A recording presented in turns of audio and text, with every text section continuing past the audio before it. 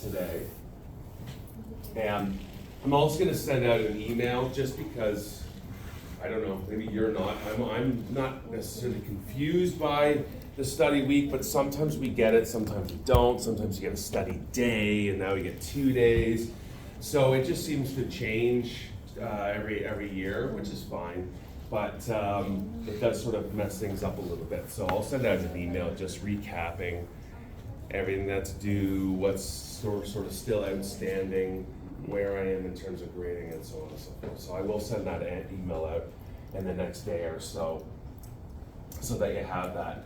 I'll mention this again in the email just so that you're aware that there is a homework assignment attached to this week's content. Now remember last week I did say that what we're going to do this week is split this class in half. I'm going to do half visual communications and I'm going to do half design and image. And the reason I'm going to do that is because we have exams next week and I want to make sure that I cover everything that I need to cover for the exam, okay?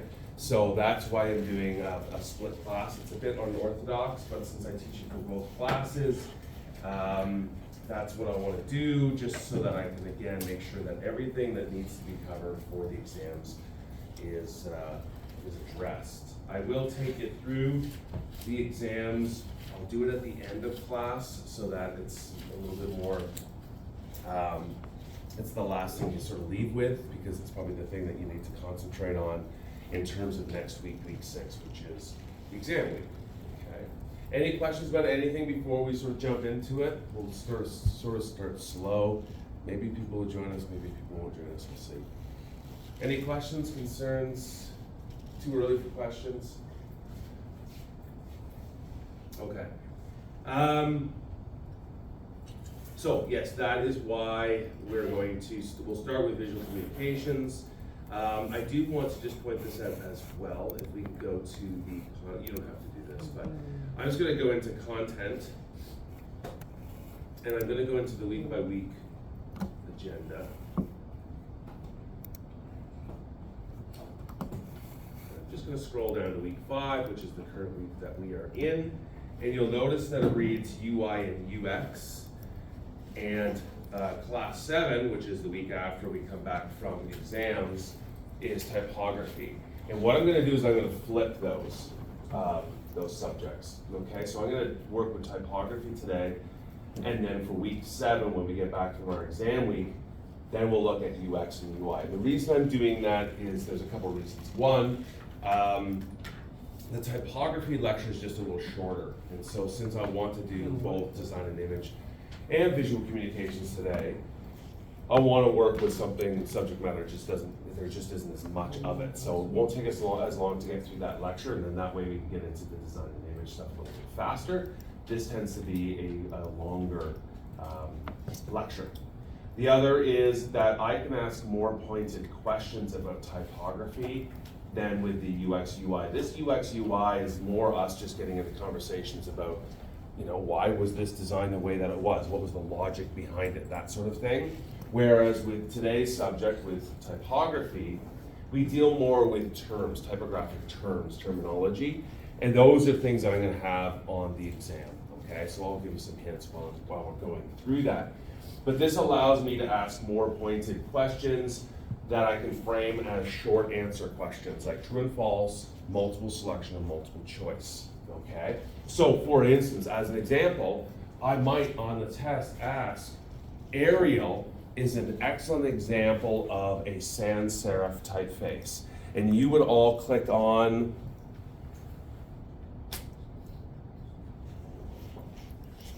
silence.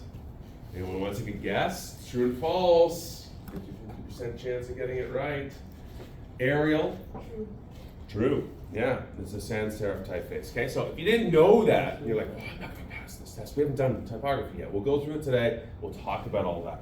But that's the type of question that I would ask. And so there's lots of those sorts of things that we can address in terms of a short answer question in that exam. So it just makes for better questions than the UI, and allows for more questions than the UI UX subject matter will. I oftentimes switch those around. It depends if we have these breaks in this term, these study days, in which case I oftentimes flip it around. It doesn't really, the order of this content doesn't make that much sense.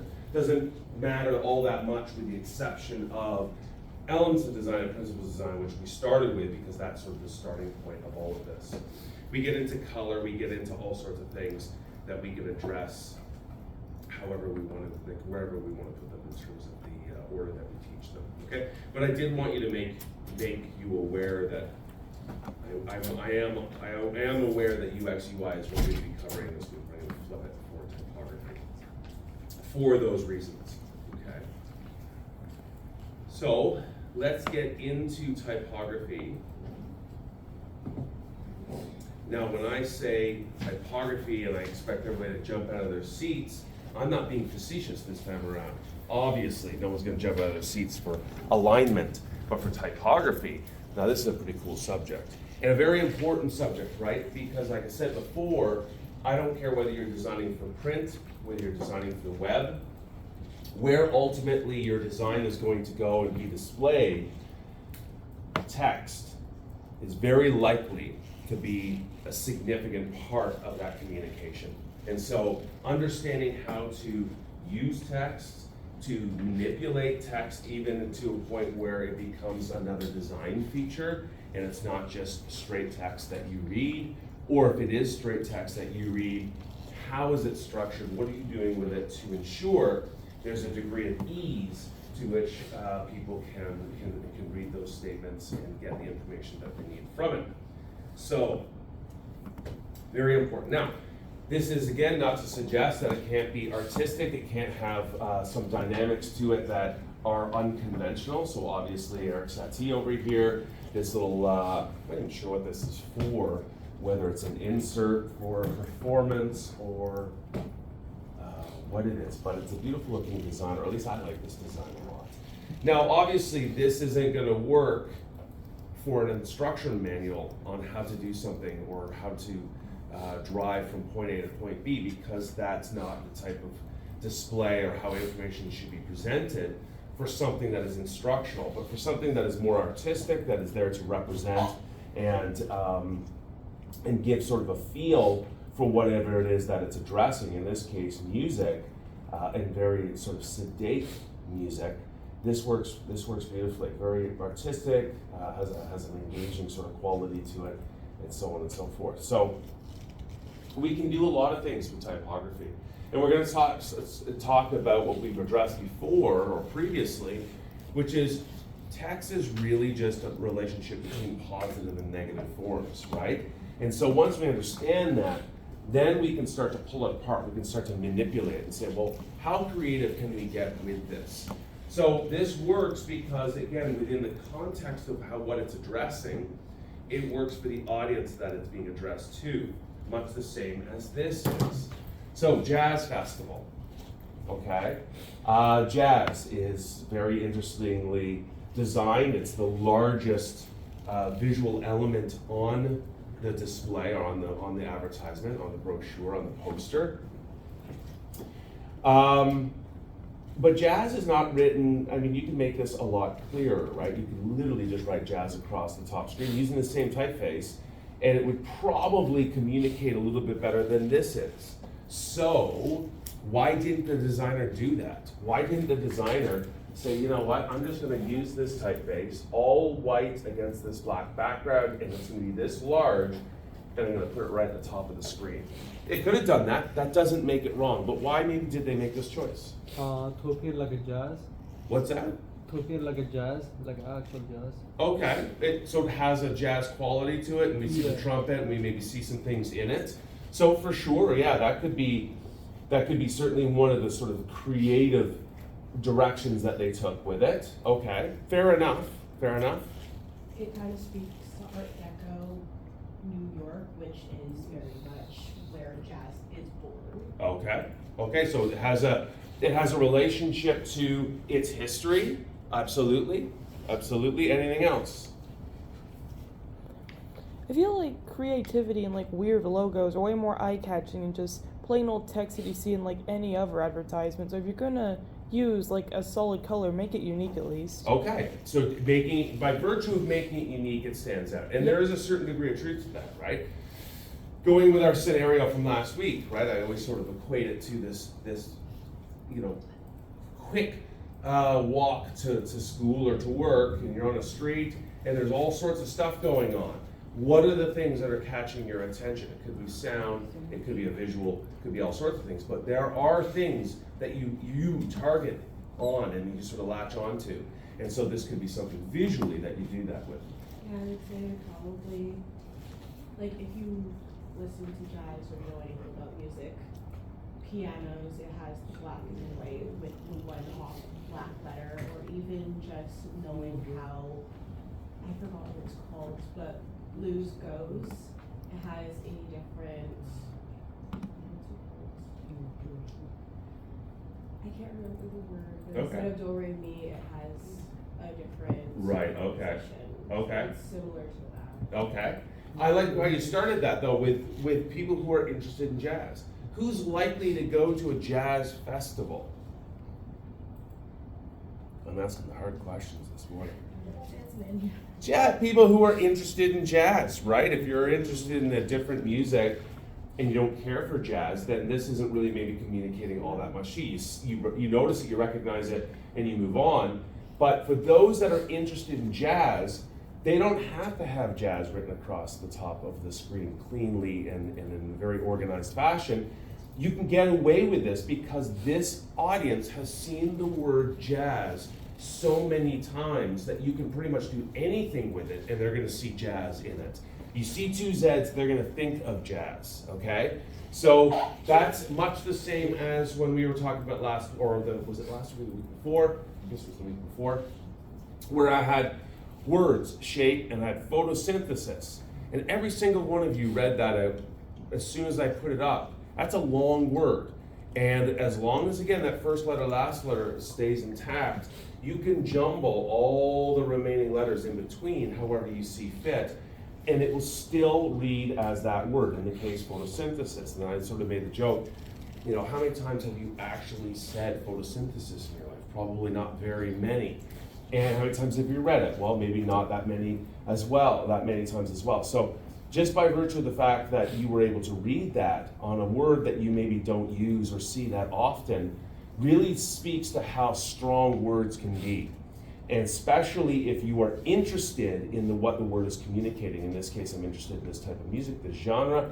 So therefore, I see jazz immediately in that. Okay? So you get away with a lot. So again, you have to understand context, and you have to understand the audience that you're presenting it to. If you're trying to embrace a much wider demographic, then you may need to hold back on some of the creativity. But if this is being directed implicitly to a specific to that crowd, then you can get away with a lot. Now, where is it taking place? New York. Now, why is it so small? Why not? I want to know where this is. Why is it so small? What do you think the reasoning for that could be? It's all the way on the top because the first thing you read is gonna be like not the first thing, but so it would be like most likely to read because all the way on the top. Okay. So he doesn't need to make it appear way too big. Okay, so by virtue of having it at the top, we see it. It's sort of connected in terms of proximity with jazz, so we see New York. And that's important, right? We want to know where this concert is taking place. Now, what's the logic or the reasoning behind winter? New York, I get it. I need to know where this festival is, but why winter? Why? That seems like any time of winter, I can just wander out in New York City outside and, there's the jazz festival, what's going on? Why winter? What's that communicating?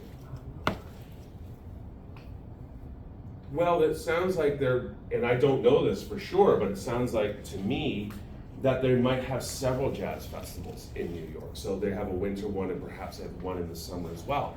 So this helps to differentiate that so that if you see this poster out on the street, you're like, well, is this just a leave behind or leftover from the summer one, or is this new? So it does help to tell you that. And of course, giving you precise dates is also a very important part, right? And then we get into the really small text. This text, you might be looking at going, I can't read that, or it's in this one column and it's center aligned and it's sort of strange.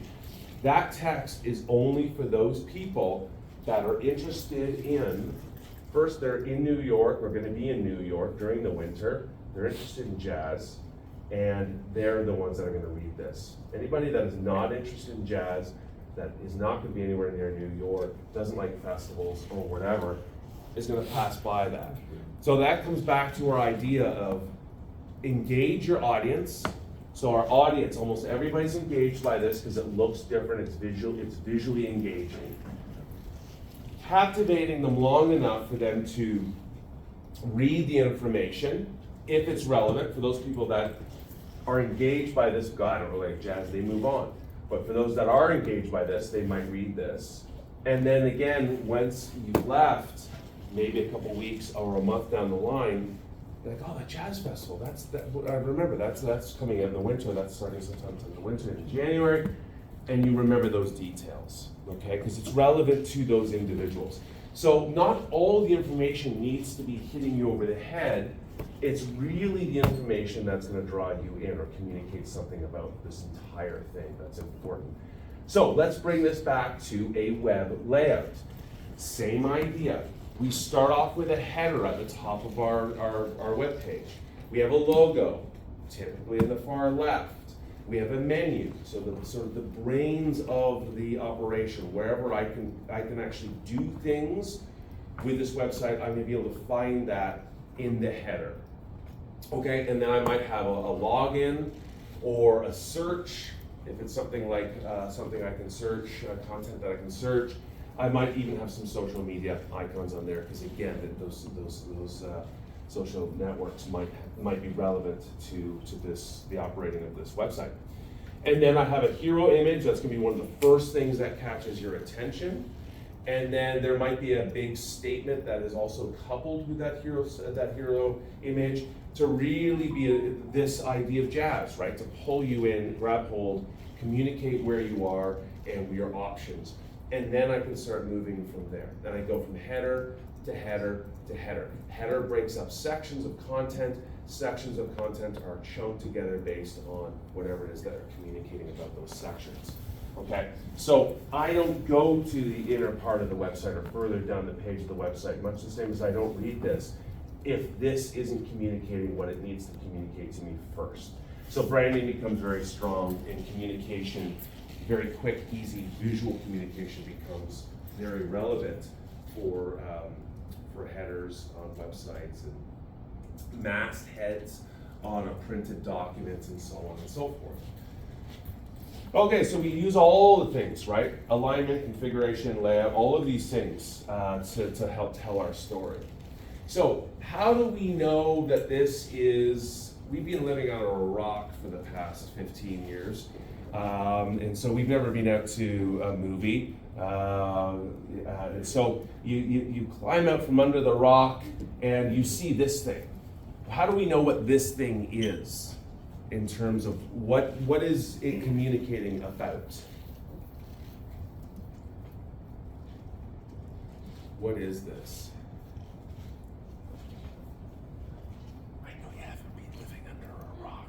So you've probably seen one of these, if not the whole series of movies that are sort of under this Marvel umbrella.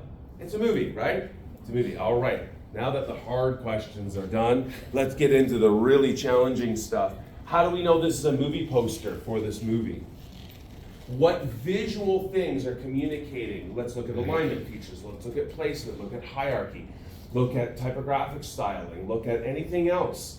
What is communicating that this is a movie? The title and who it's by, and then all of the credits at the top. Okay, so we have all these names at the top, almost always done this way. All capitals, because all capitals share a cap height and a baseline, because all text sits on a baseline. They're all center aligned. And which is oftentimes how you present. It's no different than our portfolio cards, where we have the portfolio picture and then we have the person's name And then center aligned, we have their occupation, whatever it is that they do, right? And so by center aligning that, that whole thing becomes a center line feature, that whole card. And that was the 4 birds thing that you're working on. So they're all center aligned, they're all at the top. So why have those there? Yeah, okay, so they're there. What's the significance of that? And this is about why do we include certain bits of information. And you're working with that right now with perhaps the most challenging thing you're ever going to do, which is recreating the homepage for Cloud9 Walkers. This is probably why you're so sedate, and because that's put you through the ringer. That's a challenging assignment, right? How do you take that homepage and make it into something that is actually usable for the wider audience? Anybody working on that yet? Anybody ready to pull their hair out on that assignment yet?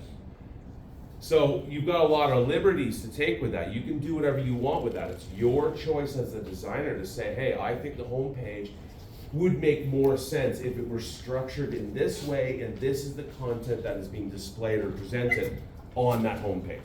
That's your choice. So I want you to take those liberties. I want you to run with it and say, this is how I think the logic of this page should go. So let's bring that back and equate it to this. What was the logic behind some of the choices? So what's the logic with the actors' names at the very, very top of a poster? Well, it lets you know that something is being acted. It's like pretty much every movie poster has like the actors somewhere on it, so it like visually communicates immediately, hey, this is probably like a movie or something akin to one. Okay, so yeah, as soon as we see famous actors' names, it's safe to assume it's a movie, right? Just by virtue of that association. Now, what else? What else about this? What else about this? Why don't I have Chris Hemsworth roll on in here and do a lecture on typography? I know you'd probably prefer that than a lecture from me on typography. I'd love it. Sit back, watch Thor, give it a lecture on typography. Why don't I do that? Well, one, I don't know Chris Hemsworth. And if I did, I probably couldn't afford having Chris Hemsworth come in and do that. I couldn't afford all of these actors. And look at, all of these actors are in the same movie. The amount of money that is spent just to get those actors, to secure those actors for this movie, let alone the spectacle that you're about to watch for 3 hours or whatever it is quite something. So if you are going to hire the top actors of the day and put them in a movie together, such as a movie like Avengers is, you want to make sure that those names are prominent somewhere. They're at the very top, they're all capitals, they're not really being disturbed by anything else visually, everything else happens below that. Because why? Why are they there beyond that? Why else are they there? I used to invite people to watch it or invite your attention. Yeah, it's like, well, if you're a fan of anyone or a combination of these actors, fans tend to want to see what their the next thing that comes from this person that they're a fan of. So it makes sense to put them there because you may not necessarily be a fan of all of them, but certainly of one of those names, you'll be perhaps either a fan or I like their work and they tend to do good work, so I would check that out just by virtue of that. So there's a lot of power to having those names there. And then of course it doesn't hurt to have these nice, beautiful pictures presented in this nice collage that's going on here. No worries. So we're going to start with Photoshop when we get back in week 7. So we're going to leap from Illustrator into Photoshop, and we're going to work with Photoshop. Is called Photoshop because it's about editing photos. That's what it started. That's what it started as an application. It has since grown into being able to offer up so many different things, to such a point where web designers were using it to do their layouts, their web layouts for websites, which is not really the ideal space for it. But nevertheless, they built that into it because Adobe didn't really have anything that was equivalent to what they have now in terms of XD. XD is relatively new. So we're going to get into Photoshop. We're not going to do as much photo editing, although we will touch on that. We're really using Photoshop to prepare our images for the web. So when we have raw imagery, I know you're going to be doing that with in your digital media class, we're gonna optimize graphics. And so we're gonna get in and do that. But as a sort of an aside to that, if you're new to Photoshop and you would like to get to start working with it or get to know Photoshop a little bit better, my suggestion to you would be go and find some design. I'll use this as an example and say, hey, I really, really like this. This is clearly something you could do in Photoshop. Go and scour the internet for photos of these actors in similar poses, and then see if you can recreate it. So just do an 8.5 by 11. This isn't really an 8.5 by 11. It'll be a little longer than that, but you can take this exact size for this poster, or you can do it even on an 8.5 by 11, which is more or less the aspect ratio. And then take those images and start to compile them together in this collage, much the same as you have here. Or, if you want to have some fun with it, see if friends and family will pose for these pictures. You take a photo of them, you cut them out in Photoshop, and you make a poster with your friends and your family in place of all these characters. And then you work with typography, and you work with the lighting effects, and you do this, that, and the next. And at the end of it, you have something that at least is comparable in terms of structure and alignment and typography and so on and so forth. So that's a great way to learn, is just to spend some hours playing around with the application and trying to recreate a design that you like. This is pretty complicated, so this would be quite an endeavor for somebody that's just learning Photoshop for the first time. So take something that's a lot simpler, but nevertheless, just try to replicate something that already exists. There's no problem with copying someone else's design. There's only a problem with you copy someone's design and then present it as your own and try to make money off of it. If you're just using this as a learning exercise, it's a great way to learn. It's a great thing to take packaging or poster or a CD art or a book and say, hey, I'm gonna try to recreate that as best I can, either with images that I find online or images that I take. If you take the images yourself with your phone, you can customize it, you can get a lot more accurate type of positioning and posturing for this sort of thing. Great way to do things. I have spent many, many, many hours just looking at design work from other designers that I absolutely love and just trying to recreate it. It's a great way to learn these tools. Much better perhaps than a homework assignment, which we're assessing you on very specific deliverables. When you do something like this, you're free to do whatever you want, and so therefore there are no rules. You can just sort of play with it and have some fun with it. So, okay, what else? What else is communicating that this is a movie poster? It's a poster for a movie. We have lots of actors' names at the top. We have this collage, this beautiful collage of action, of characters in action. In the center, so that takes up the bulk of the visual space. That makes sense because when I'm in a movie theater and I'm standing really far back, those are the elements that are going to draw me close to it. Nice, big, colorful, glossy images with all sorts of lighting effects and intensity and so on. What else? What else is telling us this is a movie? The image shows the Thanos and Iron Man. It's Right. so big picture. Yeah. So two characters are so important in this series. I guess. Yeah. Yes. Actually, Thanos is the biggest, but he is background like some shadow. So these two features info about the series. Yeah. Yeah, absolutely. I mean, yeah, Thanos is huge back there. I like that he's really, really large. He's up higher on the page. He's sort of looming over it, but he's receded into the background because he is a background player, right? It's about sort of this darkness that is this looming as a result of him, and then these heroes coming forth to sort of save the day. And you're right, sort of positioning the characters. There's a storyline that goes on with these two characters that sort of runs through these movies, and certainly something that's significant with that character in this movie. So, yeah, how you position those characters is also very important. What story is being told? I was gonna say the fact there's a date on the bottom too. That's very big, right? The fact that there's a date and they use the Avengers symbol for April, which is clever, and it sort of tells you, hey, that's when this is happening.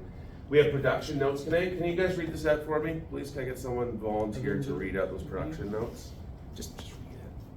We'll wait till you read through them. You can't read it, can you? Even if you're standing, I can't even read it, and I don't have great eyes, so that's not really saying anything about the design. But I'm struggling to read that, and I know some of those actors' names are being repeated down there. So we have some text in a design that we cannot read. What's going on there? Tell me what's happening. Did the designer just make a blunder on this multi-million-dollar production? Why can't we read that text at the bottom? So if you see the text and you're trying to read it, so it's all the way under the date, which attracts you to the date, and tells you when the movie is releasing or whatever. I know, but I got text in there I can't read. What if that's a disclaimer that So says, you don't have see to this do- movie, it's the worst movie that's ever been made, don't bother. But we'll just recede that in the background because we don't want people to obviously read that because we want people to go see the movie. So what is that text at the bottom? Those are production notes, right? And so legally they have to be there. You have to have that as part of sort of any formal release. And so again, it's center aligned. It's way at the bottom. So in terms of hierarchy, it's pushed to the bottom. They use the classic, so they're using all caps. Again, all caps means that there's less differentiation with those text elements. So when you have a cap height, you basically just have rectangles. When you see this at a distance, you almost see that as just bands of color. You almost don't even recognize it as text. And then furthermore, to enhance that, what they do is they just take the typeface and they find a condensed version of the typeface, which is a carefully designed, narrower depiction of that particular style. And then they make it this blue color, which matches beautifully with what's going on in the blue background here, and they just drop it, they just recede it back. Because this needs to be there, but no one needs to really read this, okay? What we want you to read is this, that, and obviously those names up top. That's all you really need, and then some beautiful images to pull you in. Now, what about portrait? Why is it in portrait and not landscape? We could really have this beautiful panoramic action sequence with all these characters taken right from the movie and do it as a landscape. Why is it done this as a portrait? Because it follows the classic epic and saga format. It's kind of like a predetermined setup. Yeah, I mean, just generally speaking, most movie posters are portrait, not landscape. Doesn't mean you can't break from that. It's not a rule. It's just sort of what people do. What else? Is there a practical reason why posters are portrait and not landscape? Now think, where do we see these posters? Where are they being displayed? In the cinemas. In cinemas. And what do we know about cinemas? They're very, very, very tall buildings with tall spaces. They may not necessarily have a lot of width to them or space to them because it's occupied by kiosks and the check-in or the ticket area and so on and so forth. So you might be limited in space in terms of width, but you have all of this height available to you because theaters are theater seating. So these buildings have to be very, very tall. So a big poster that can hang down from the ceiling, you can get away with that because you're not taking too much width, but you can occupy a lot of the height of that space. So yeah, there's a lot of things going on there that immediately communicate that this is a movie poster just by virtue of how things are structured. Okay, so this might be a question that I would ask on a test. So a typeface, very specifically, is a single weight. So a light or a bold or a black or a thin or those sorts of words that are associated with it, with a common design element or aesthetic. Okay, so we talked about Arial. I talked about using Arial a lot in this class just because Arial is on everybody's operating system in terms of font that's readily available. But we also have Helvetica and we also have Geneva. Now we're coming back to this question from before. Arial is an example of a sans serif typeface. Well, there's Arial, and it is in fact a sans serif typeface. Much the same as Helvetica, and Geneva is a sans serif as well. They're all three of them are, but they look different. Just look at them. They are clearly different designs. And so that's what the typeface is trying to communicate, is Arial, the typeface Arial, is not just Arial in that style or that aesthetic, but specifically, is it Arial light or is it Arial bold, and so on and so forth. So a typeface is a very, very, very specific set of design criteria or aesthetics that govern how something looks, how a particular single instance of that typeface looks in amongst their entire type family. So weights. So we have ultra, sometimes it's referred to as black. It depends on really where you are in the world. Sometimes you'll find that a typeface is using ultra, which essentially is going to be equivalent to black. Generally speaking, I think you see black more commonly used. So that is sort of the heavier, and there's actually heavier weights than that as well, but these are sort of the general ones. Then we get into bold. We all know what bold is, right? Because that's typically an option that we have when we have the typefaces. We have a bold option and a regular option. There's semi-bold, which sits between bold and regular medium, or sometimes referred to as Roman. It's sort of the default, the standard. And then we get into book, which is slightly thinner than regular. And then we get into thin, ultra thin, light, extra light, and so on, okay? And really the designer can choose the language that they want to use. They don't have to even follow that. They can come up with their own sort of weight values that they want to pin to their design. But typically speaking, that is the range of weights that most typefaces would follow, or font families that would have a typeface in those weights.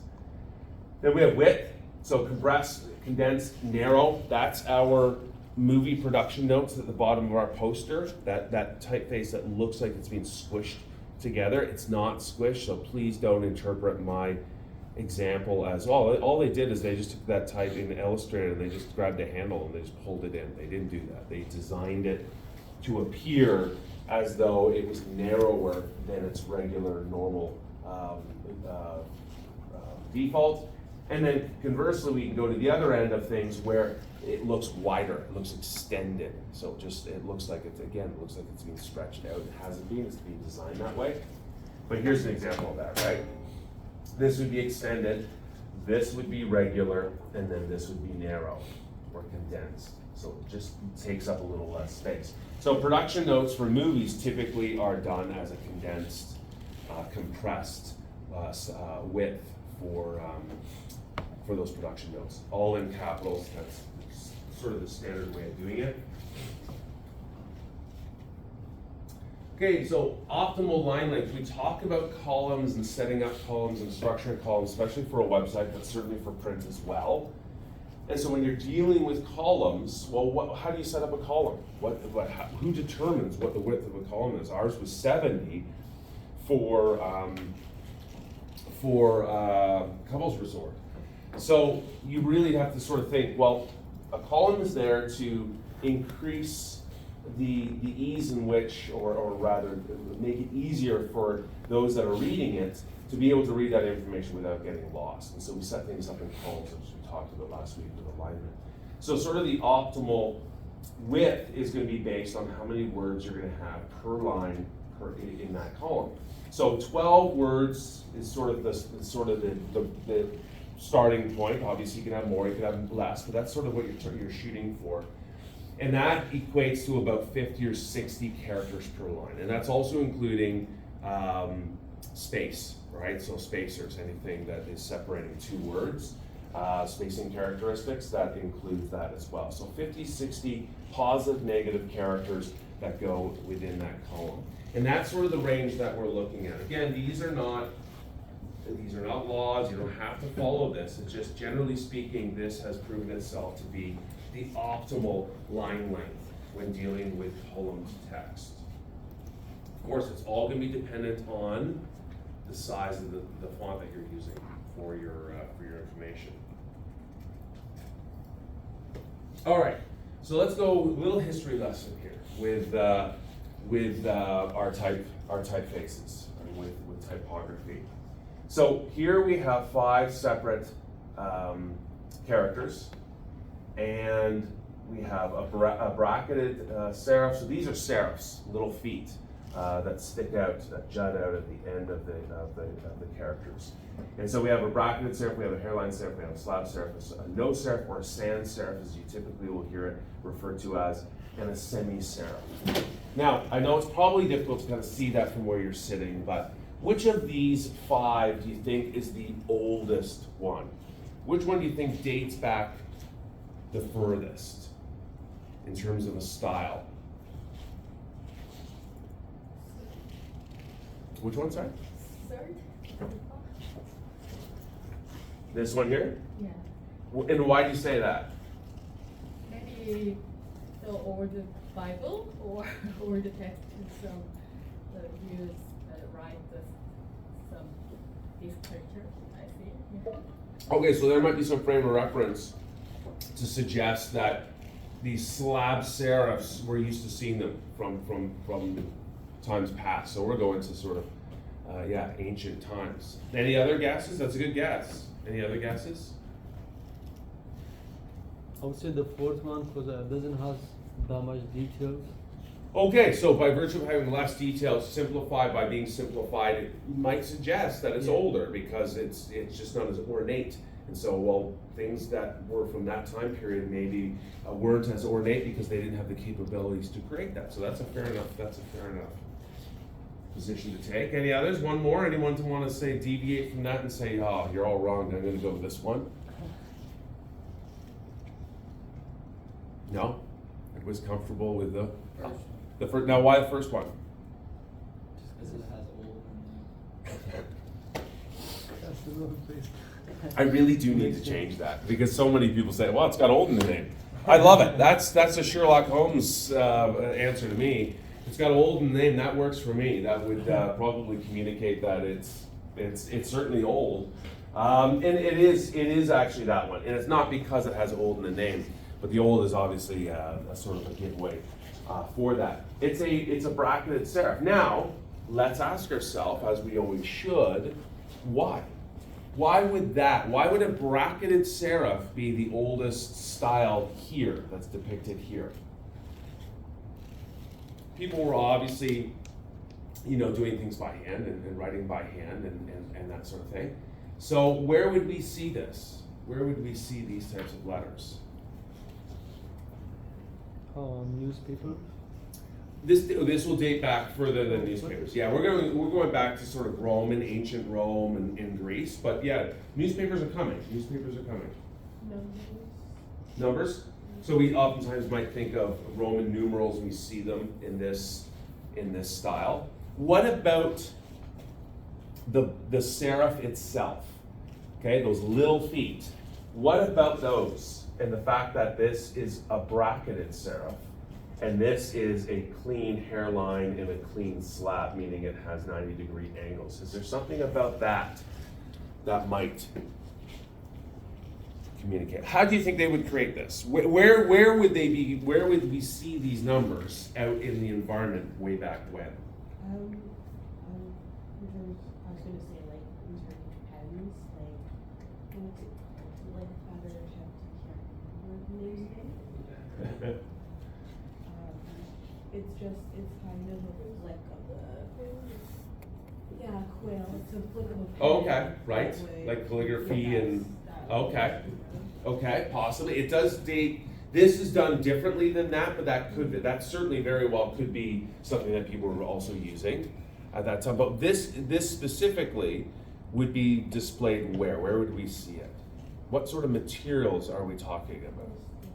Yeah, like stone, marble, maybe granite, although granite chips a little bit, but those sorts of things. So now we come back to the how.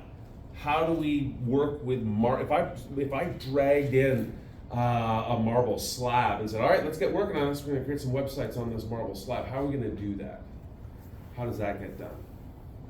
You have to like chip into the stone or something, and the shape might be like easier to chip than like a straight, perfect, perfectly clean, like squarey shape like the other ones? You got it right. We need chisels, right? We need mallets and we need chisels to be able to chip those hard materials, right?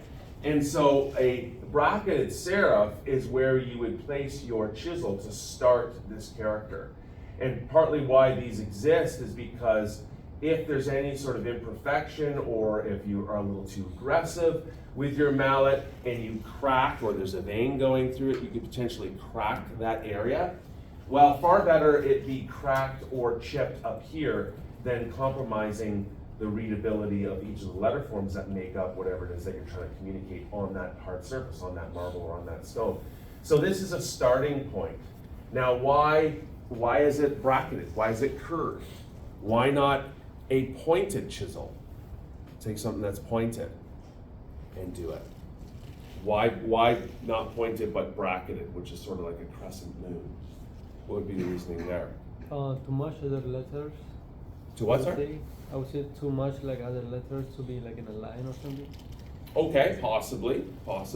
Let's think of just the mechanics of chiseling into marble or into stone. What would be problematic about something like this versus something that's contoured? So if you do in a pointy way, it's just bigger chance to crack. Absolutely. Yeah. So by having a point, what you do is you concentrate all of the energy to that point, which means you've got a lot more emphasis being put on that contact point wherever it happens to be. So there's a greater likelihood that you're going to get cracking, you're going to get chipping, much more severe type of chipping. Whereas if you take an instrument that is curved, you spread that energy across that curved surface. Obviously, there's still a lot of energy there, which is allowing us to chip holes into stone and into marble. But hopefully, by virtue of it being contoured, it won't cause it to chip as much. And if it does, it's going to chip in this direction, which I'm going to just end up creating this entire form anyway. So the starting point is very, very crucial for these things, because that is where things are problems are going to arise at the starting point.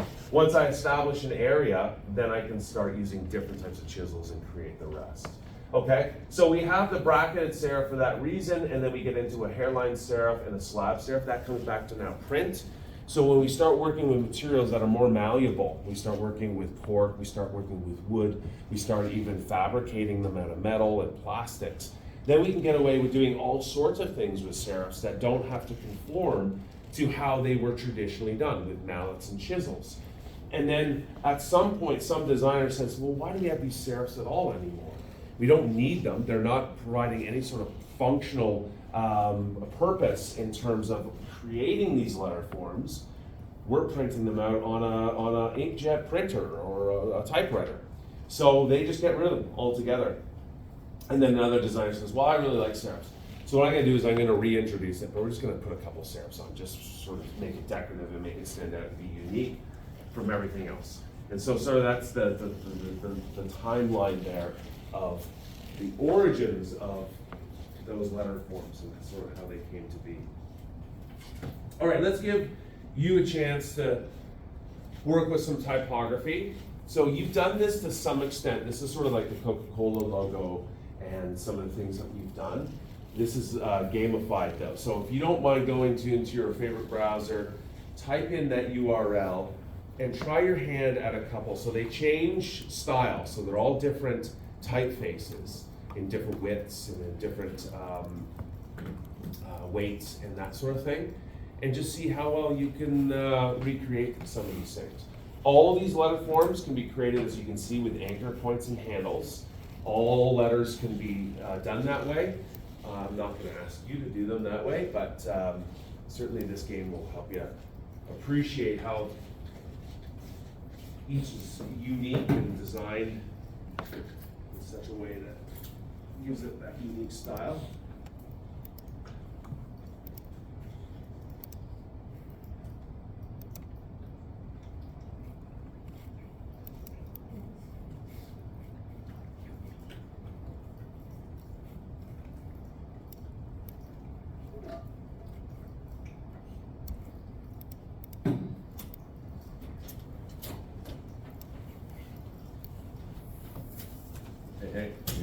time to try your hand at recreating some letters.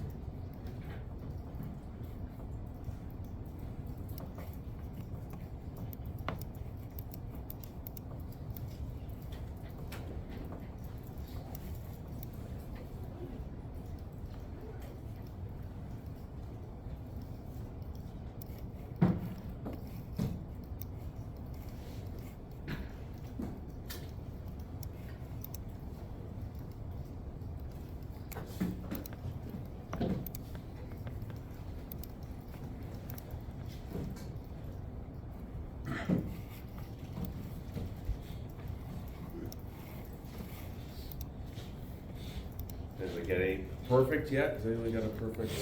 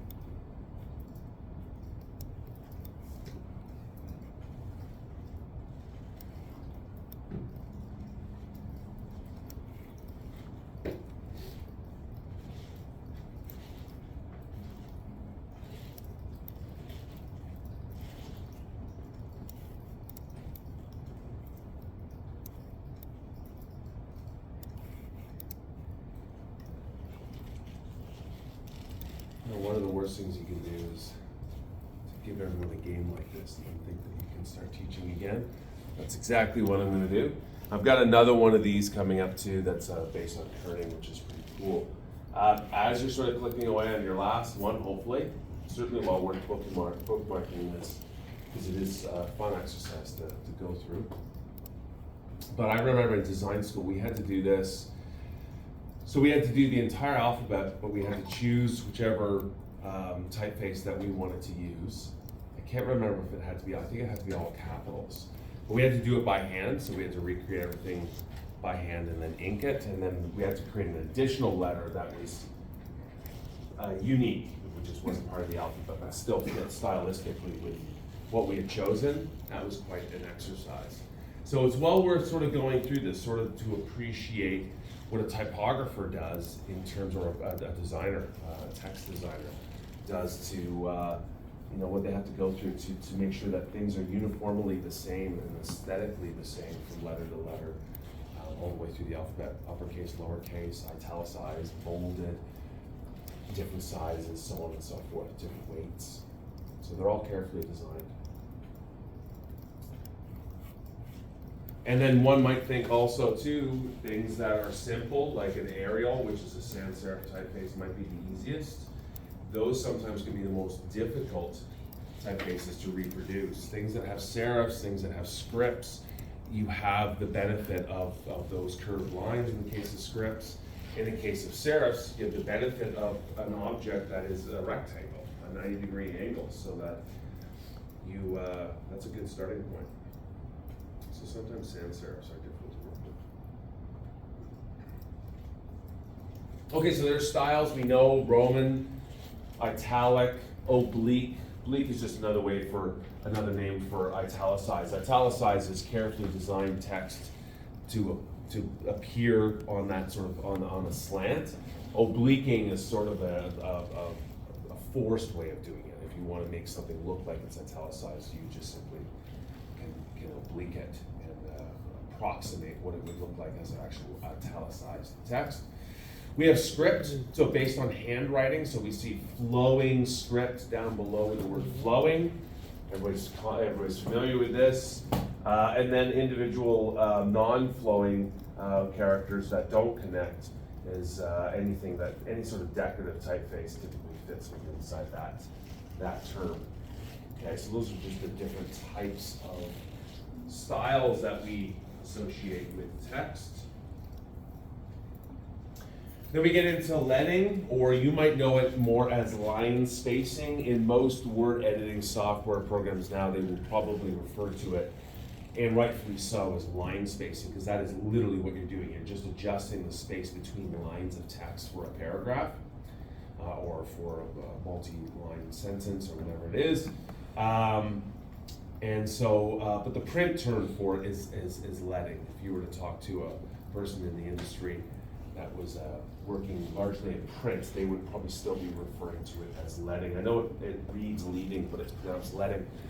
Now, why leading? Where did that word come from for line spacing? Line spacing makes a lot more sense. It's very implicit. You know exactly what it means when it says that. But where did leading come from? This term leading. Where do you think that comes from? Think about how text. Now we're moving away at this point.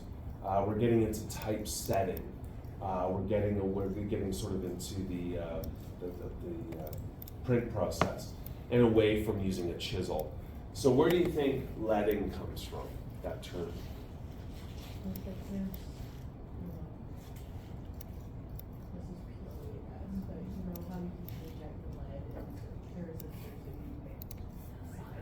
Right.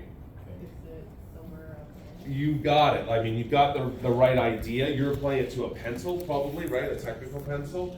This is a little bit different, but it's the exact same thing in that here we have typesetting, right? So we have these blocks of letters, and in this case, it's Helvetica. So this is how it would have been done at one point. There would be a huge drawer, very, very deep, very wide, but not very high. You'd pull these drawers out, and you would have your entire Helvetica at different sizes, okay? So Helvetica 15 point, Helvetica 16 point, so on and so forth.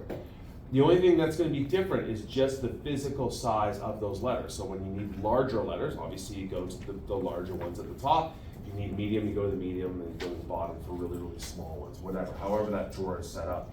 And then you just take out each one of these blocks and you slide them into this trough, and you make up your words, and then you put in a spacer, which is essentially one of these blocks that doesn't have a raised surface. So this is what your ink is being applied to, or your paint, or whatever the material is, the solution is that you're using. And then what happens when you press that against the material, like paper, it makes an imprint, right, in the value of whatever you use to coat those letters. So, in a way to create separation between lines would be to use lead bars. You use a lead bar, and depending on how much separation you want, you use a lead bar that will allow for it to be further away or not as far away. So depending on the overall height of that bar, will determine your line spacing, or your leading in this case, because it was literally done with lead bars. Needless to say, a typographer's life back in the day probably was not a long one, because they were literally working with lead all day long.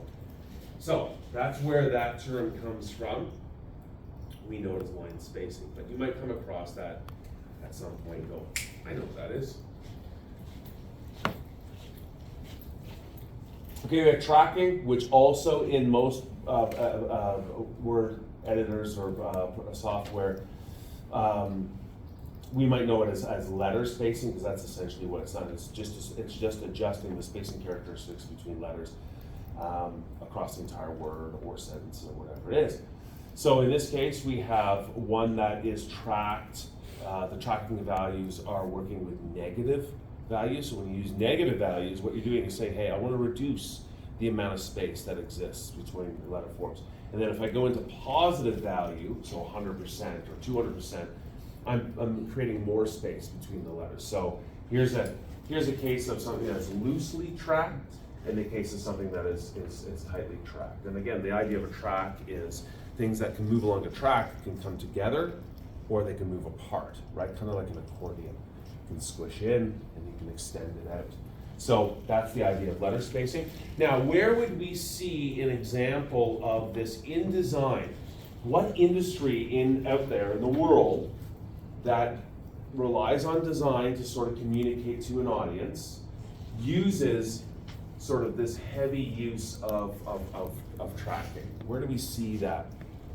What industry uses that a lot in their communication? I would say movies, when they do the introduction, like when the movie first starts, you Yeah. see that like big letter coming apart.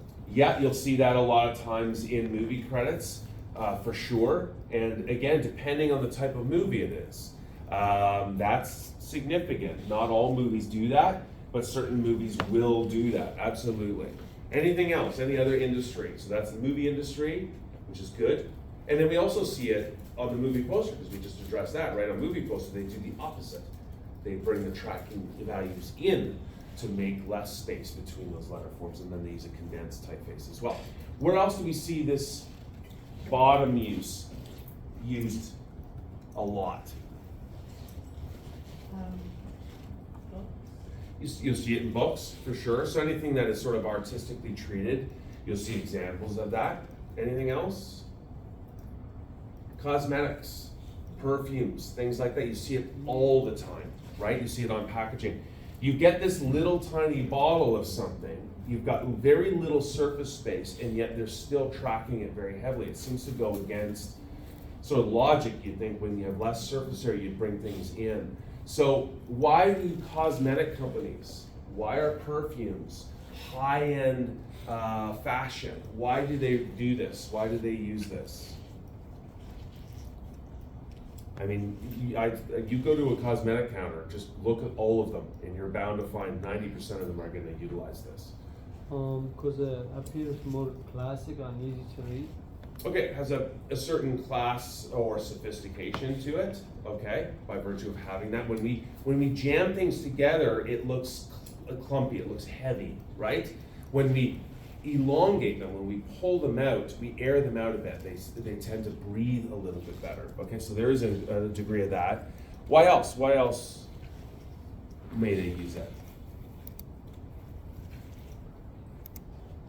Not only do they do that, but you'll notice that, again, like some of these containers that we're talking about are very, very small. And so the text is also very small. So you have small text with lots of tracking applied to it. And then the color of the text itself is sometimes comparable or close to the surface characteristics of the bottle that it's on. So it's lighter. So it's not like it's a high contrast thing. So they're leaning very much into subtlety with this, right? I think they like use that like big spacing, kind of like, I guess if it was on like a shelf, it'd be like more to fit like the aspect ratio, because you have like less like height and more width to work with. On a bottle, I'm not sure why they do it though. Yeah, possibly there could be a practical reason for it. There will be a practical reason for sure. But it doesn't seem to matter what surface dimensions it's being displayed on, that you'll find that in cosmetics, you'll find it in, like I say, high-end fashion, you'll find that they use that quite frequently. There's a certain elegance to it, there's a certain sophistication. And that's why we come back to your idea of movie. We do see it in movies, but we don't see it across all movies. If it's a movie that is a drama, and maybe there's a really high emotional component to it, it's very sophisticated, then we might see the use of that. But for an Avengers film, we're probably not going to see that, because it's not about that. It's about that there's a certain heaviness, there's kinetic energy that needs to be communicated with their typography. And then lastly, we get into kerning. These are terms that are going to be on your test. In all likelihood. So letting or line spacing, tracking, letter spacing, and kerning. Kerning is similar to tracking, except you're not doing it across an entire word. You're applying those values just to the spacing characteristic between two letter forms. So in this case, you can see this is being exaggerated. You can see there's a huge chasm here, big space. That's not being done intentionally. So what I need to do is I need to put my cursor in there, and in all Adobe software, it's just Alt or Option, whether on a PC or on the Mac, and then your arrow keys left and right, and that will toggle that space tighter or looser depending on what arrow you're using. The H doesn't move, the O doesn't move, it's the letters in between that you have control over in terms of moving them around. Now, excuse me, this anomaly does occur with text. It tends to happen with larger text sizes. So the larger your text goes, the greater likelihood that this is going to occur.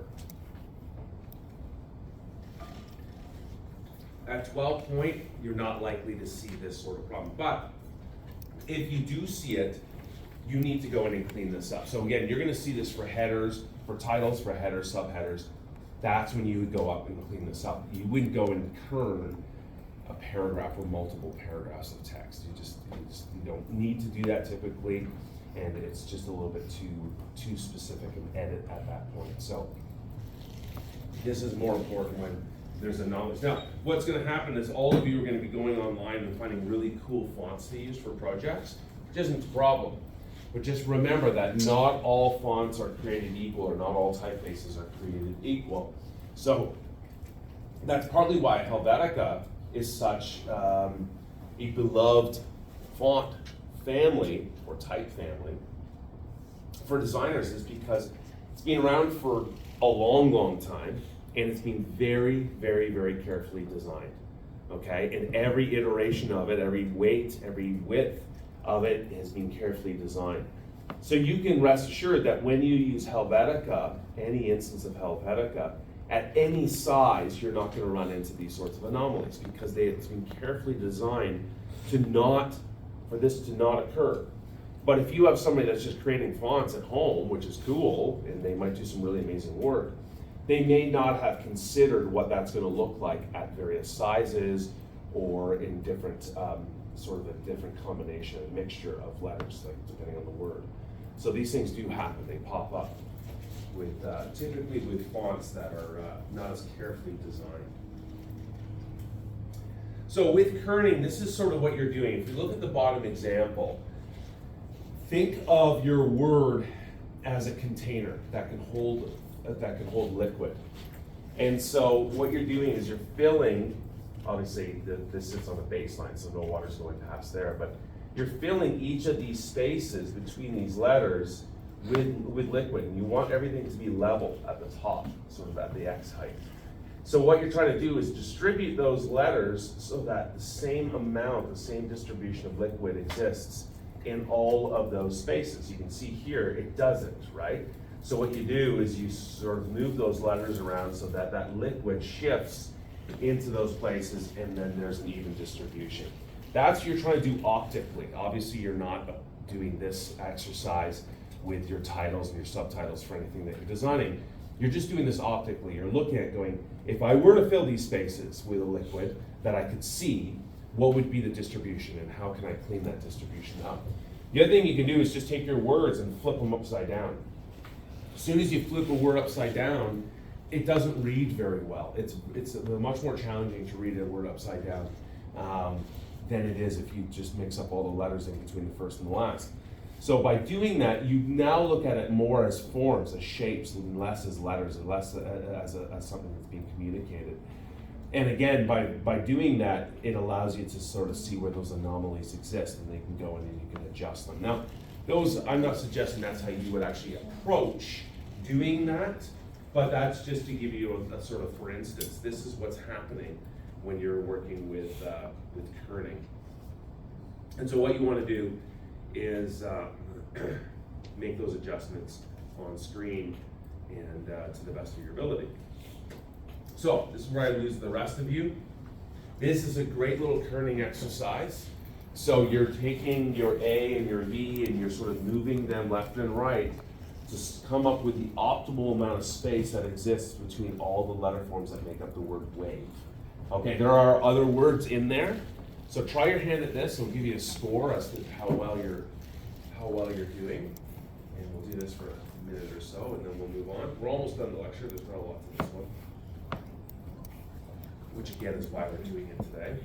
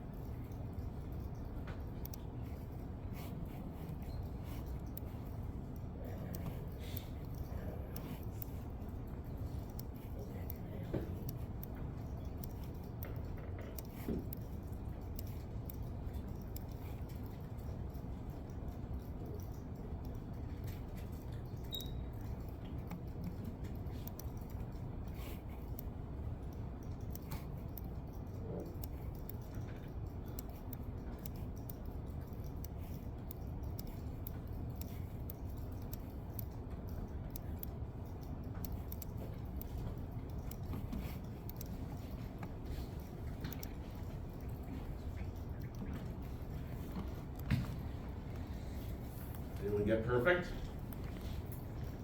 No, No? got pretty close though. Close is good.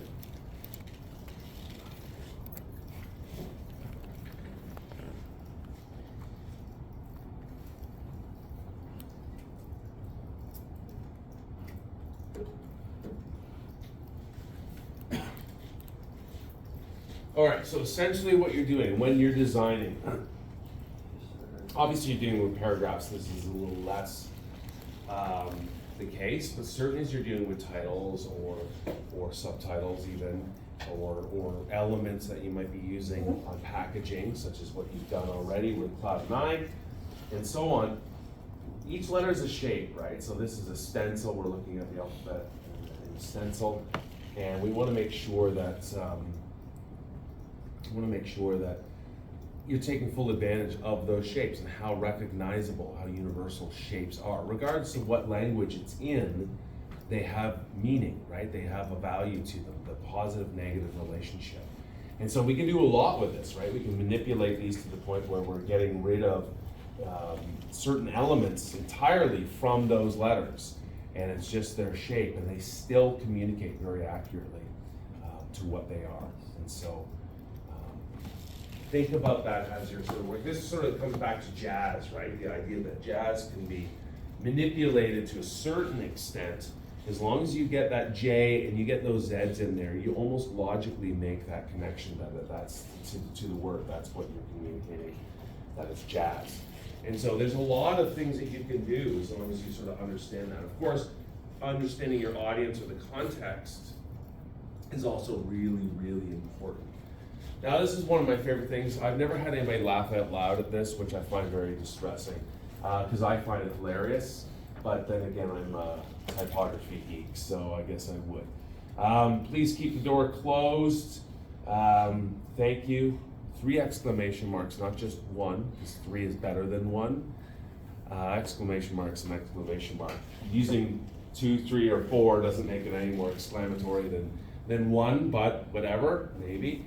All capitals. Ooh, they're really trying to drive the statement home, and they've done it in Comic Sans, no less. So they really are standing behind their statement. Anyway, I like the retort. Please don't use Comic Sans. We are a Fortune 500 company, not a lemonade stand. Really clever response to that in a variety of ways. One, equating Comic Sans with a lemonade stand. That it would be more befitting, that typeface would be more befitting to a lemonade stand than it would a major company, right? Fortune 500 company.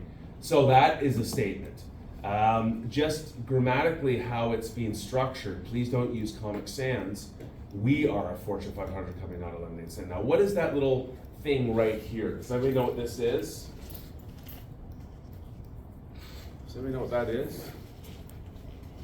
I don't know the formal term, but isn't it like a dash? It is a dash. What type of dash, though? You're thinking, there's more than one type of dash? Isn't a dash just a line? It is, but there are different types. It's kind of used like a semicolon. It is being used kind of like that. Yeah, it's an M dash, which allows, like a semicolon, for you to sort of have these 2 separate statements in one sentence. But it's not just a dash. So a dash is used when you want to bridge 2 words together or themes together. Whereas with an M dash or an N dash, could be an N dash as well. Basically an N dash and an M dash is simply the width of whatever the M character would be for that particular typeface, this instance. Okay, so it's a very specific character, has very specific characteristics, which allows it to communicate that point exactly, that we have these sort of 2 separate statements in this one sentence. Okay, so had they used a dash, they wouldn't even be quite communicating their point as articulately as they are with that. I thought that was just, I just like that. I think that's a clever response to Comic Sans. Now, Comic Sans. What's this statement saying? What is this trying to imply? For those designers out here, what's our feeling on Comic Sans? It's hated by everyone. It is hated by a lot of people. Not everyone, because teachers love it. You just go into any school. I've written tests in Comic Sans, all right? There's nothing more disconcerting to me to sit down and write something that is going to determine whether I have success or I'm not successful in this material. And it's written in Comic Sans. It's sort of like, it's almost like a subtle way of setting you up to fail before you even start. And yeah, so Comic Sans, what's the problem with Comic Sans? Why is this an issue? Why do people hate it? It's kind of lazy. How so? Like, there's nothing sophisticated about it. It's clearly meant for kids. It's called Comic Sans. Okay. And nothing against comics. Like, comics are great, but even comics use Time New Right. Or like Other. But it has a purpose, right? You sort of stated that, you could use it for comics. Some comics do use it, and that would be a totally appropriate use for it. I mean, it's in the title, Comic Sans. Well suited to comics or certain types of comics. Maybe you don't want to use it for everything. Newspaper Newspaper comics. comics, something that is sort of light and that sort of thing. So it's not this idea that you should never use Comic Sans, it's just that you have to use it like anything else, you have to use it sparingly and understand what it is that you're trying to communicate about that subject by using Comic Sans. So the problem with Comic Sans is it's become overused. Now the reason it became overused in part, or largely in part, because Microsoft came out with Comic Sans because they wanted something that was sort of a rival to what Apple was doing. Apple had nice, as part of their operating system, they had these nice typefaces that they were using, and they had sort of that end of the market. And so Microsoft said, well, we'll come up with some fun stuff. And so they came out with Comic Sans. And because it was part of their operating system, and because most people at that time were using PCs, then the access to Comic Sans was there, and so therefore people started to use it. And like I say, then all your teachers started using it, and everything was being written in Comic Sans. And so it got overused to the point where could find signage in Comic Sans. You could find a menu in Comic Sans. You could find packaging in Comic Sans. It just became a font that people could default to because it was something that was different than your Times New Romans and your Arials, which seemed boring for certain types of subjects. I think too, it's just like, you could manipulate anything else in Comic Sans, like, even that was nice. Yeah, it's a hard one to work with. I've seen it done. I have seen some good actual design with Comic Sans. I've seen a menu. I've seen a storefront sign, which looked good. But you're right, it is a challenge. That's a good designer when you can make Comic Sans work. I think people also don't like it just because of the way the letters look. Like, they're kind of just uneven, imbalanced. Like, just like, it feels like a different kind of like letter, even if it's the exact same letter, you know? Like the M especially just looks weird. Yeah, and I think that's again probably partly why designers don't like it. It's like you shouldn't be using this for a professional, professional design scenario. Here's a fun thing to do. At some point, you're gonna go out into the industry. You'll be in the industry, you might be at a party, some sort of meet and greet, whatever it is. Sidle yourself up to a designer and just sort of subtly put it out there that your favorite font is Comic Sans, and then just wait for the explosions and the fighting to ensue. That's always a fun thing to do, because there will always be some designer in there that's going to take it very seriously and just have just have it out with you, saying that it's on a real typeface and so on and so forth. Some people do take this very, very seriously. So, but yeah, anyway, it has that purpose. It's just, it's a very, very, very specific purpose when you start using something like Comic Sans. Okay, let's do this exercise. We have to open up Illustrator anyways, because I want to take you through some typography stuff in Illustrator. But before we do that, what we'll do is we'll just finish off the lecture, which is just a couple slides left, dealing with this. We'll do this in Illustrator, so if you could launch Illustrator, just open up a document, doesn't matter what size. We'll do this, then we'll take a 15-minute break, we'll come back and we'll finish up doing the Illustrator thing, and then we're gonna hop into XD, okay? So, type out Shakespeare in Illustrator, and then what I want you to do is I want you to style this in Illustrator to evoke sort of the essence of what Shakespeare is. Now, I don't mean Shakespeare, there are Shakespeare, the fishing company. I don't mean that. I mean the sort of the poet, playwright Shakespeare that we all know and love. Romeo and Juliet, all that stuff. So, what would Shakespeare look like? What stylistically, what typeface would you choose? Meaning, what weight, what width do you think is appropriate for it? What sort of characteristics stylistically would that typeface have that would help to communicate something about Shakespeare, the subject, and what Shakespeare does as what he's given us sort of thing. And then, again, changing only value. Don't use color, because color is a completely separate thing. Just dealing with value. Is it going to stay black? Is it going to be value gray? What is it going to be? And by choosing gray and what value of gray, what is that also doing to communicate something about Shakespeare? So type that out in Illustrator and then just make some changes to it. You said Illustrator? Yeah, just makes it easy because we're going to use that anyway afterward.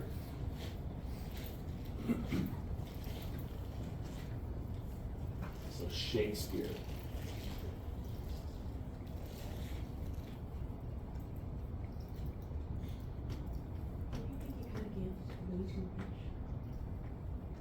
Too big a word? No, like font. Well, you could use that. There might be better options there. I mean, considering all of like Ontario education for Shakespeare, that's the default. Yeah. Okay, fair enough. I've given you this one. Landscape or portrait? Doesn't matter, whatever you want to do. We just need the word, so it doesn't really matter how you set it up.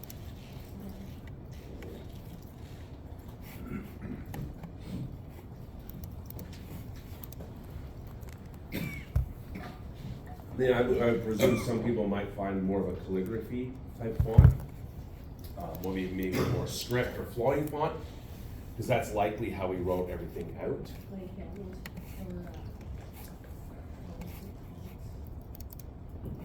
What's his name? The little twat guy. One who plays the Norwegian prince. I don't know Shakespeare at all.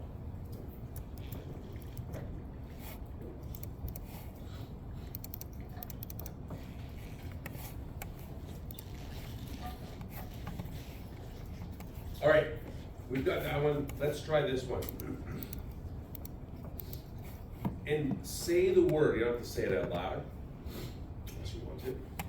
But say it in your head a couple times. And it's sometimes just the sound, the syllables that make up that word can communicate a lot. They have value too, right? So Shakespeare, a lot of syllables. It has sort of a lyrical quality to it, especially the fact that it's an SH that starts it. It has sort of eases you into the word. What about this word, right? Totally different sounding word, much more guttural sounding word, and then also taking the subject, who Thor is. Would that help? And you deciding what you're going to do stylistically with it. And again, as a designer, you're free. I deliberately did it lowercase.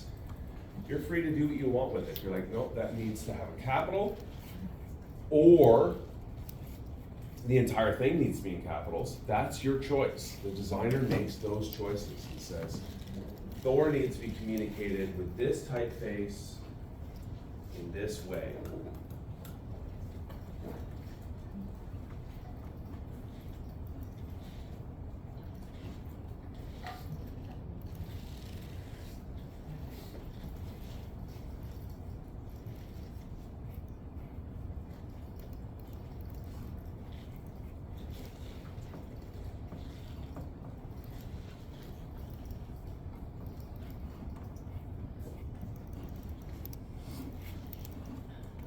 I didn't realize how noisy my shoes are until I have the quietest class I've ever known.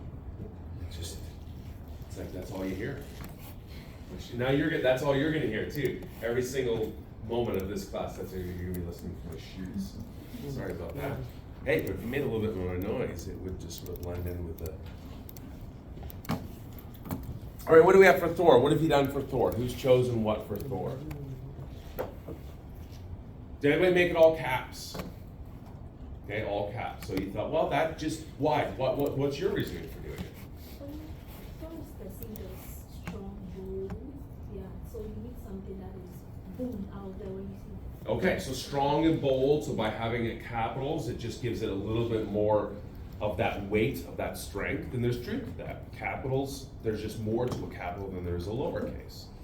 I kind of chose like a more mystical font, and mine was like lowercase. Okay. Because Thor is strong and all, but like they're also based around like mythology and stuff. Sure. So something kind of like more ancient looking or like, past looking kind of fits too. And Okay, it so fits the now you're person. going to something that's more archaic or certainly speaks from another time period and goes into that mysticism. That's another approach about it. That's another approach that totally could work.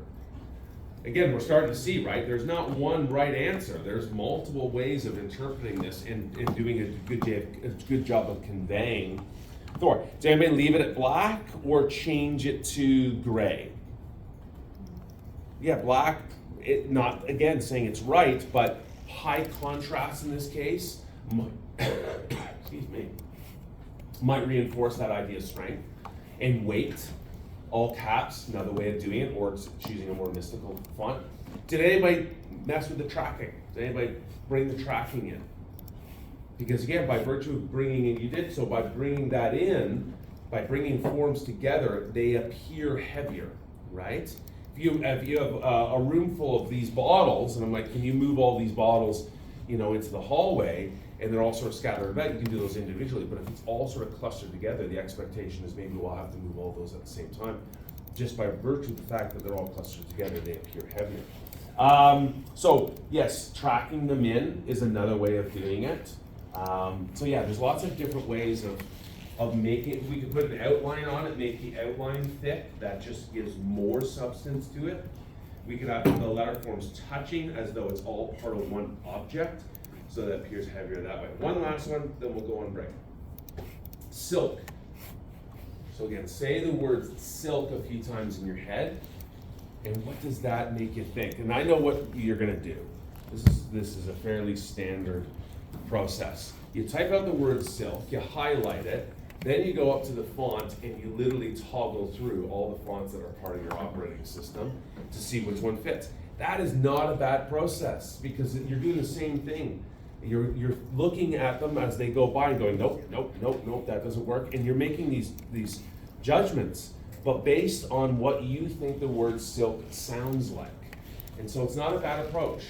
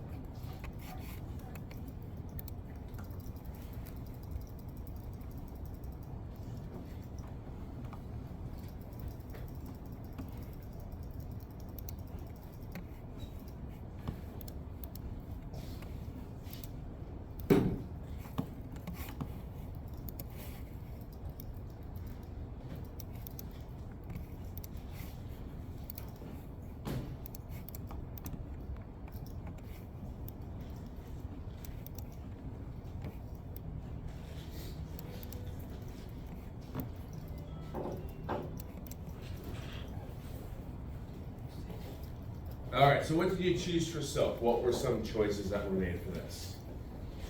Probably like also all lowercase, just because silk isn't really seen as hostile, and the kind of like font I chose has like more curvy lines to the letters, because you Okay. wouldn't really think of silk as being sharp, probably more like how it flow around hands like a fabric. Okay, so lowercase, something that's a little bit more subtle in its aesthetic. Anything else? Anybody use a value of gray, change up the value? Yeah, I did. Change it to a more wider feel, a softer feel. Okay, so it has a softer feel, sort of plays into that idea. So silk is an interesting one though, isn't it? Because there's a dichotomy there. Silk is all those things that we've said. There's a lightness to it. There's a sort of a quality to it that we equate with those things that we've talked about. But silk is also extremely strong, right? If you think of almost like a spider silk or something like that, it can be a very strong substance. So yeah, it's also how you interpret those things. Okay, that's it. But I just wanted you to go through a couple of those. Just it's always curious when you hear a word, if you chose a typeface to match either how that word sounded or what is conjured up in your mind when you think of that word or hear that word, it's very telling, and it can be very accurate to how you go and choose headers and subheaders and things like that.